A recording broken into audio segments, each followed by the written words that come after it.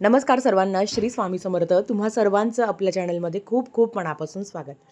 गुरुपुष्यामृत योग आणि गुरुवार त्यातल्या त्यात अधिक महिना आलेला आहे. आपल्यासाठी किती सेवा करू आणि किती नाही असं सगळं झालं होतं आणि तुमच्या खूप कमेंट्स होत्या की ताई अधिक महिन्यामध्ये तू काय सेवा करते किंवा आम्हाला जर तू एवढ्या सेवा सांगते तर तू किती सेवा करते, अशा बऱ्याच महिलांचा प्रश्न होता. म्हटलं त्याचंच उत्तर आज आपण देऊया.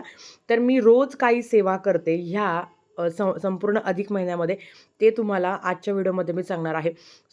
दिवसाची सुरुवात सूर्यनारायणाच्याच उपासनेने होते. सूर्यनारायणाची पूजा आधी केली जाते, त्याच्यानंतर येते ती तुळशीची पूजा. तर मी रोज म्हणजे असं नाही की बुवा अधिक महिना आहे तरी मी रोजच तुळशीची पूजा केली जाते. धूपदीप अगरबत्ती जल अर्पण करणं ह्या गोष्टी केल्या जातात. आणि आज गुरुपुष्यामृत योग होता म्हणून मग किचन ओट्याची म्हणजे जो आपला गॅस आहे त्याची पूजा केली. उंबऱ्याला हळदीचं लेपन केलं. आता मी काही रोज करत नाही, फक्त गुरुवार असल्यावरच केलं जातं, पण आज होता गुरुवार म्हणून ते केलं. त्याच्याबरोबर पितरांची सेवा रोजच होते. अधिक मास आहे असं नाही. आणि आता ते पाठ पण झालं आहे. मी तुम्हाला सांगते ना, 1.5 ते 2 मिनटं लागतात जास्तीत जास्त ती सेवा करायला. तेवढं तर आपण करू शकतो. मग हे सगळं करून झाल्यावर देवपूजा केली जाते. आता तुम्ही म्हणाल, बाई तुला एवढं कसं जमतं? तुम्हाला सांगते, आधी ना जेव्हा मुलांची शाळा होती तेव्हा माझी मुलगी 8 वाजता जेव्हा शाळेत जायची तेव्हा मी लगेच देवाची पूजा वगैरे करणं या सगळ्या गोष्टी मी करायची. आता सुट्टी असल्यामुळे ना आता जरा कामं वाढली आहे. पण एक गोष्ट खूप चांगली झाली आहे की दोघं आहे ना जवळजवळ 10, 10:30, 11 झोपतात. मग त्याच्यामुळे ना माझ्या सेवा होऊन जातात. पण नेहमी असं होतं, कदाचित तुमच्या बाबतीत पण घडत असेल, ज्यावेळेस आपण ठरवतो ना आज मला खूप जास्त सेवा करायची, त्याच वेळेस माझा मुलगा लवकर उठून बसतो. रांगोळी काही जास्त मला काढायला जमत नाही, कारण मुलगा रांगोळी तो खराब करतो. मग ते मला चांगलं नाही वाटत, म्हणून मग मी थोडीशीच रांगोळी काढते. आता पुष्य नक्षत्र असल्यामुळे देवपूजा करण्याच्या आधी पितरांची सेवा तर रोजच होते. त्याच्याबरोबर वस्त्र बदलले, महाराजांच्या मूर्तीवर अभिषेक केला, नंतर बाळकृष्णाच्या मूर्तीवर अभिषेक केला. रोज फक्त म्हणतो ना की पाण्याने बाळकृष्णाच्या मूर्तीवर अभिषेक केला जायचा. पण आता ना अधिक मास असल्यामुळे मी एक वेळा पुरुष सुक्तम म्हणते. आणि आज आज पुष्य नक्षत्र होता म्हणून माता लक्ष्मीच्या पण मूर्तीवर पाण्याने आणि दुधाने अभिषेक केला. मग हे म्हणत असताना एक वेळा श्री सुक्तमचं पठण केलं. आता हे झाल्यावर मी परत माता लक्ष्मीला थोडंसं जे काही कुंकू आहे ना, कुंकवाचं पाणी केलं आणि त्याचा पण अभिषेक केला.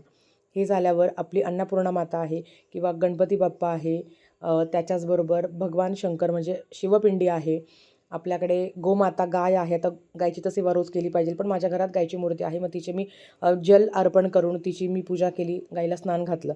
आता ह्या सगळ्या सेवा रोज होता. आता हे सगळं करत असताना ना काय करते तुम्हाला सांगते, कारण एवढ्या सेवा असताना सगळं करणं शक्य होत नाही. मग मी काय करते, माझ्या सेवेचं सगळ्यात महत्त्वाचं आहे. तर एकदा मी देवपूजेला बसली की सुरुवात होते द्वादश ज्योतिर्लिंगापासून. आणि ही सेवा म्हणजे द्वादश ज्योतिर्लिंग स्तोत्रम हे पितरांसाठी समर्पित असतं. की एक सेवा बघा, आता मी सेवा करते आहे तर माझा मुलगा आला आणि मला म्हणतो की दूध दे. मग परत उठली, त्याचं फ्रेश केलं, त्याचं सगळं आवरून दिलं, त्याला खाऊ घातलं आणि मग मी सेवेला आली. या सगळ्या गोष्टीला मला अर्धा तास लागला, म्हणजे अर्धा तास माझा तिथे गेला. तर हे कधी कधी होत नाही, कधी कधी तो 11 वाजता उठतो. पण आता कधी कधी जेव्हा मला सेवा करायची असते ना तेव्हा परीक्षा घेतलीच जाते. तसंच माझं काही झालं. आणि ना हे खूप सुंदर असे ना गोमयचं म्हणजे गाईचं जे शेण आहे ना त्याच्यापासून हे धूप स्टिक मी मागवले आहे. खूप सुंदर आहे. इतकं सात्विक वाटतं ना मैत्रिणींनो. तुम्हाला हवं असेल तर नंबर मी तुम्हाला देईल, इथे फ्लॅश होत असेल, किंवा तुम्ही मला कमेंट करा, मी तुम्हाला पाठवते तो नंबर. तर आता मी तुम्हाला सेवेचं सांगते मी काय काय करते. सगळ्यात आधी द्वादश ज्योतिर्लिंग स्तोत्रम, एकदा देवपूजेला बसले की द्वादश ज्योतिर्लिंग स्तोत्रमचं माझं पठण होतं. त्याच्याबरोबर एक वेळा गणपती अथर्व शीर्षम झालं की पुरुष सूक्त मी प्राकृतमध्ये म्हणायची, कारण ते माझं पाठ होतं. पण आता आहे ना म्हणजे अधिक मास असल्यामुळे मी संस्कृतमध्ये म्हणते, जे माझं पाठ नाही. आता ते मी कसं पठण करते ते पण सांगते. तर आता देवपूजा तर झाली माझी.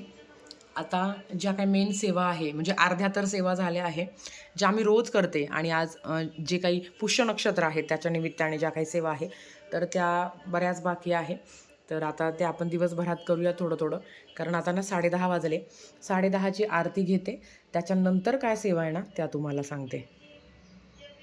गणपती अथर्व शीर्षमचं पठण झालं ना, मग नंतर एकदा पुरुष सुक्तम होतं, एकदा स्त्री सुक्तम होतं, 3 वेळा व्यंकटेश स्तोत्रमचं पठण होतं. त्याच्याचबरोबर 16 वेळा विष्णू गायत्री मंत्र, 16 वेळा लक्ष्मी गायत्री मंत्र, 16 वेळा कुबेर मंत्र, 16 वेळा नवारणव मंत्रचं पठण होतं. आता हे सगळं करत असताना माझं काय काय होतं, मग देवांना स्नान घालणं, त्यांना फुलं, गंध, धूप, अगरबत्ती अर्पण करणं, या सगळ्या सेवा एवढ्या वेळात होतं. आता याच्यात काय होतंय ना, की अधिक मासामध्ये ना मी पुरुष सूक्तम हे संस्कृतमध्ये पठण करते आणि गीतेचा 15वा अध्याय आहे, गीतेची 18 नावे आहे, हे पठण करते आणि संक्षिप्त श्रीमद भागवत ग्रंथाचं पारायणाला मी सुरुवात केली आहे. रोज 2-2 अध्याय मी पठण करते. त्याच्याचबरोबर स्वामी चरित्र सारामृताचं पूर्ण पारायण मी करते. आता मुलगा माझा लवकर उठला म्हणून मला थोडासा वेळ झाला, नाहीतर शार्प 10:45 वाजेपर्यंत सगळ्या माझ्या या सेवा होत्या. 10:30 वाजल्यामुळे ना मी आधी आरती घेतली. त्याच्यानंतर मग मी काय केलं, मी पुरुष सूक्तम संस्कृतमध्ये पठण केलं. त्याच्याबरोबर गीतेचा 15वा अध्याय आहे, तर तो सुद्धा मी पठण केला. तो मी संस्कृतमध्ये पण म्हणते, प्राकृतमध्ये पण म्हणते. मला आवडतं ते प्राकृतमध्ये पण वाचायला. तर आता या सेवेची सुरुवात कशी होते, तर एक वेळा ओम नमो भगवते वासुदेवाय नमः या मंत्राचा मंत्र जप होतो. नंतर पुरुष सूक्तम संस्कृतमध्ये पठण करते. आधी तर मी देवांना आंघोळ घालत असताना प्राकृतमध्ये माझं झालंच. त्याच्याबरोबर गीतेचा 15वा अध्याय मी पठण करते आणि गीतेची 18 नावं पठण करते. गीतेचा 15वा अध्याय मी प्राकृत आणि संस्कृतमध्ये दोन्ही पण पठण करते. मला प्राकृतमध्ये आवडतं, का बरं काय माहिती, मला खूप आवडतं ते. काही काही खूप छान आहे, मी तुम्हाला ते वाचून दाखवेलच. तुम्ही प्राकृतही पठण करू शकता आणि संस्कृतही पठण करू शकता. त्याच्याबरोबर गीतेची 18 नावे इथं पाठच आहे आपलं. तर आता याच्यातली ना एक ओवी खूप छान आहे बघा. मी अक्षराहुनी वेगळा आणि उत्तम, वेद लोक म्हणे माते म्हणून पुरुषोत्तम. तर आता आपल्याला भगवद्गीतेतला 15वा अध्याय हा संस्कृत किंवा प्राकृतमध्ये कशात पण तुम्ही पठण करू शकता, पण मी दोन्ही पण पठण करते, काही वेळ लागत नाही. तर आता मी पटकन पठण करून घेते, कारण तुम्हाला दाखवण्याच्या नादात ना मला रोजच्यापेक्षा थोडासा जास्त वेळ झाला आहे. चला आता ही सेवा मी पूर्ण करून घेते. तर अधिक महिन्यातल्या पहिल्या दिवसापासून माझं संक्षिप्त श्रीमद भागवत ग्रंथाचं पारायण चालू होतं. रोज 2-2 अध्याय मी पठण करते. तर आज माझा 9वा आणि 10वा अध्याय मला पठण करायचा आहे. म्हणजेच काय, की 7 दिवसात माझं एक पारायण होईल. तर हे सगळ्यांकडे असेल किंवा बऱ्याच महिला पठण करत असेल, कोणी करतं कोणी नाही करत माहिती नाही. तर पण मी संपूर्ण अधिक महिन्यामध्ये 1 किंवा 2 पारायण करणार आहे. आता एक तर होईलच माझं, पण दुसरं पारायण गावाला जाऊन आल्यावर करणार आहे. पण मी ते 2-2 करणार आहे, 2-2 अध्याय. तर आता मी हे 2-2 अध्याय पठण करून घेते आणि मग तुम्हाला नंतर सांगते की अजून पुढे काय आहे आणि आपल्याला ते कसं करायचं आहे. संक्षिप्त श्रीमद भागवत ग्रंथ इतका सुंदर आहे ना, पण माझं आहे ना स्वामीचरित्र सारामृताचं रोज एक पाठ चालू आहे. असे मी 7 पारायण करणार आहे. तर मग त्याच्यामुळे म्हणून मी 2-2 अध्याय करते आहे, कारण सगळंच करायला गेलं ना तर व्याप वाढला आहे आणि मग घरचे पण म्हणता, बाई जरा दमाने घे, जेवढं होईल तेवढं कर. तर असं आहे. तर मी आता 9वा अध्याय पण मी पठण करून घेतला. आज माझा 9वा आणि 10वा अध्याय होता.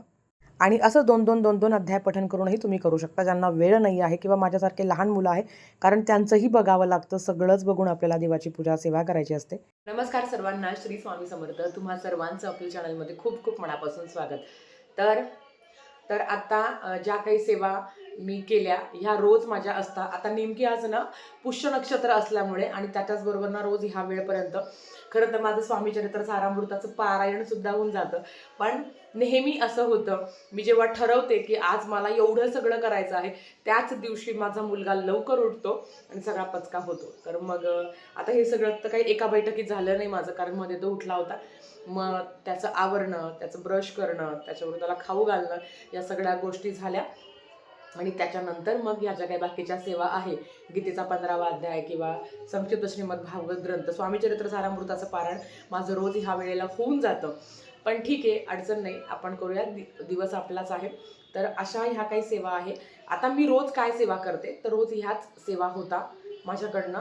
फक्त आज आहे ना गुरुपुष्यामृत योग असल्यामुळे माता लक्ष्मीच्या मूर्तीवर कुंकुमार्चन किंवा श्रीयंत्रावर कुंकुमार्चन करायचं आहे आणि सत्यनारायण करायचं आहे. ह्या 2 सेवा एक्स्ट्रा करायचं आहे, बाकीचं काही नाही. तर आता मी थोडंसं घरातलं बघते, जरा आवरासावरी संसारिक आपण आहोत, तर बाकीची पण कामं करते आणि बाकीच्या ज्या काही सेवा आहे ना त्यानंतर तुमच्यासोबत शेअर करते. व्हिडिओ पण काही खूप मोठा नाही होणार, म्हणजे मग तुम्हाला पण ते बघायला बोर नाही होणार. याच पद्धतीने मी करते. याच्यातला कुठला काही देखावा नाही आहे. मला बऱ्याच कमेंट्स आल्या की ताई तू कसं मॅनेज करते. आणि अजून एक, गुरुचरित्र पारायण ह्या वर्षी मी 3 दिवसातच केलं. रविवार, सोमवार, मंगळवार 3 दिवसात गुरुचरित्र पारायण उरकून टाकलं, कारण गावाला जायचं आहे. माहेरी जायचं आहे तर माहेरी गुरुचरित्र पारायण करू शकतो. पण माझे मुलं आहे ना ते म्हणजे मला लहानीचा काही ताण नाही आहे, सॉरी मोठीचा काही ताण नाही आहे, पण माझा लहानच आहे अजून, मग त्याचं मला सगळं बघावं लागतं. म्हणून मग मी काय केलं यावर्षी 3 दिवसाचं गुरुचरित्र, मला त्याला पण बराच वेळ गेला. पण काय झालं ना, रविवार सोमवार मंगळवार ह्या 3 दिवसामध्ये ना ब्रह्ममुहूर्तावर उठून जेवढं होईल ना तेवढं मी करून घेतलं आणि ते झालं पण, महाराजांनी करून घेतलं. आता जे काही सत्यनारायण बाकी आहे, जे मी गावाला जाऊन आल्यावर करणार आहे, कारण 15 जूनपर्यंत अधिक मास असणार आहे.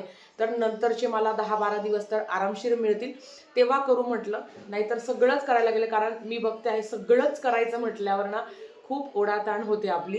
तर हे तुमच्याही बाबतीत घडत असेल, म्हणून घरच्यांनी सांगितले, बाई जरा धीराने घे, थोडं थोडं होईल, जेवढं होईल तुझ्याकडनं तेवढं कर. तर आता हे तरी मी करणार आहे. आता बघू कसं काय होतं, तुमच्यासोबत मी नक्की शेअर. तर घरातली सगळं कामं आवरून माझा मुलगा जेव्हा दुपारी झोपला तेव्हा मग मी स्वामीचरित्र सारामृताला सुरुवात केली. खरं तर हे सकाळीच माझं होतं, पण ज्या वेळेस आपण ठरवतो तेव्हा अशी अडचणी येतेच. मग पटकन स्वामीचरित्र सारामृताचं पठण करून घेतलं. त्याच्याचबरोबर एक क्लिप तुमच्यासोबत शेअर करायची राहिली. आज ना माझा गुरुचरित्र ग्रंथातील 42वा अध्याय होता साखळी पारायणाचा, पण ते शूट झालंच नाही माझ्याकडनं. तेव्हाच मग 14वा आणि 18वा अध्याय पण मी पठण करून घेतला. नंतर मग कुंकुमार्चन केलं मी. कुंकुमार्चन पण माझ्याकडनं करून झालं. म्हटलं की जेवढं होईल ना म्हणजे लवकर मुलं झोपलेले आहे ना, आपलं असंच असतं की मुलांचा खूप धाक असतो आपल्या सेवा करायला. तसं तो काही म्हणत नाही, पण मग 5-5 मिनिटाला येतो, आई आई करत असतो, मग आपलं पण लक्ष लागत नाही. मग त्याच्यापेक्षा म्हटलं तो झोपलाय ना तर करून घेऊ. आता बाकीच्या पण सेवा बाकी आहे त्या तुम्ही पुढे बघायला. आता सूर्यास्ताची वेळ झालेली आहे, म्हणजे जवळजवळ 6:30 वाजलेले आहे. आता सत्यनारायण बाकी आहे, विष्णू सहस्त्रनाम बाकी आहे आणि व्यंकटेश स्तोत्रम बाकी आहे. जसं मी तुम्हाला व्हिडिओमध्ये सांगितलं मगाशीच की विष्णू सहस्त्रनाम सकाळी 3 वेळा म्हणते आणि संध्याकाळी, आता अधिक मास चालू आहे म्हणून संध्याकाळी 11 वेळा व्यंकटेश स्तोत्रम संध्याकाळी 11 वेळा व्यंकटेश स्तोत्रम मी म्हणते आणि विष्णू सहस्त्रनाम एकदा पठण करते. आता आज गुरुपुष्यामृत योग आहे म्हणून सत्यनारायण होत आहे आणि कुंकुमार्चनची सेवा झाली एक्स्ट्रा. आणि जे काही महालक्ष्मी अष्टकम वगैरे आहे तर ते आहे, म्हणजे ते रोजच होतं, पण आज जरा जास्त होईल, म्हणजे जास्त होईल 16 वेळा वगैरे. रोज कसं 3दाच होतं.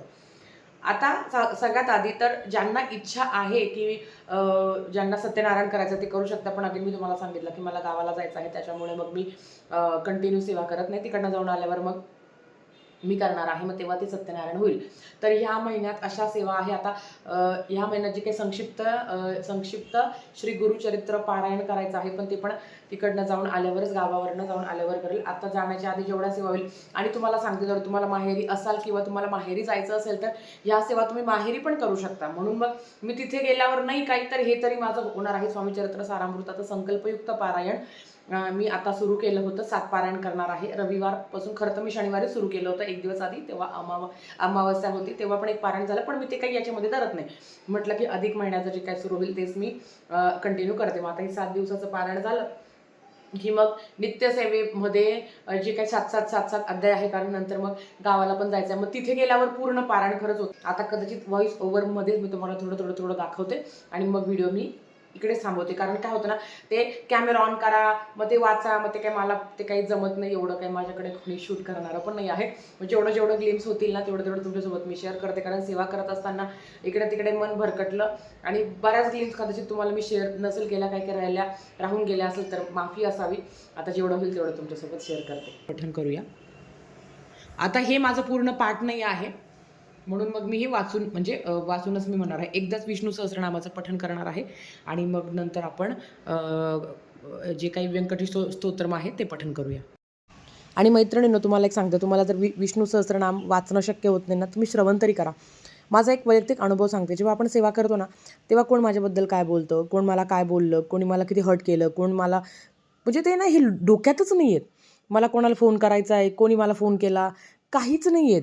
मला असं वाटतं ना की त्याच्यामध्ये करण्यापेक्षा ना परमेश्वराच्या सेवेमध्ये आपण लीन झालो ना, हे कुठलेच विचार येत नाही. आणि ह्या ना अधिक महिन्यात तर तुम्हाला मी खरं सांगते, माझं असंच आहे की मला थोडा जरी फ्री वेळ मिळाला तर लगेच मी देवासमोर बसते आणि वाचून घेते. मी अर्ध्या टप्प्यातच मी सेवा करते. असं नाही की मी एका बैठकीत होते, माझ्याकडनं नाही.